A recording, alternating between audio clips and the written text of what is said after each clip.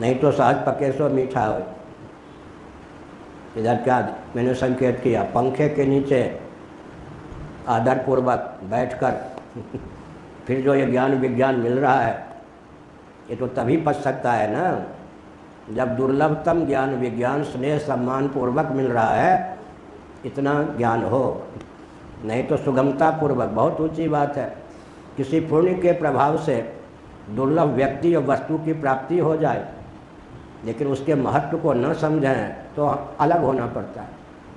गोपांगनाओं को श्री कृष्ण सुलभ तो थे, अत्यंत सुलभ, लेकिन महात्म्य ज्ञान उनके हृदय में था। भागवत में है या नहीं, न खलु गोपिका नंदनो भवान अखिल देहिनाम अंतरात्मदिक।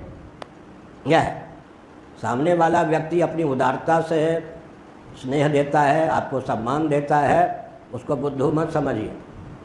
न खलु देव गोपिका नंदनो भवान अखिल देहिनाम अंतरात्मदिक। आप गोपाल ही नहीं हैं, आप तो अंतरात्मा सच्चिदानंद स्वरूप सर्वेश्वर हैं। नारद जी ने कहा तत्रापि, अत्यंत सुलभ होने पर भी गोपांगनाओं ने और सखाओं ने, दामा आदि ने भगवान श्री कृष्ण को क्या माना, सर्वेश्वर।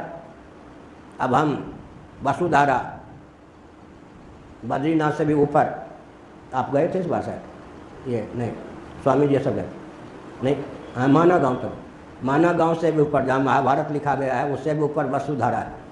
वसुधारा से लेकर श्रृंगेरी तक, कन्याकुमारी, पांडिचेरी, सब पैदल जंगल में घूमता था। तो माताएं कहती थी पागल जा रहा है, कोई ईंट फेंको, ढेला फेंको, कोई पागल है।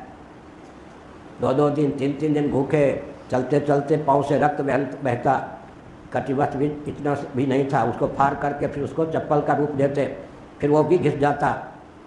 उस कठिनाई के बाद फिर गुरुओं की कृपा से जो ज्ञान मिला तो हम जानते हैं कि इसका क्या महत्व है, समझ गए ना।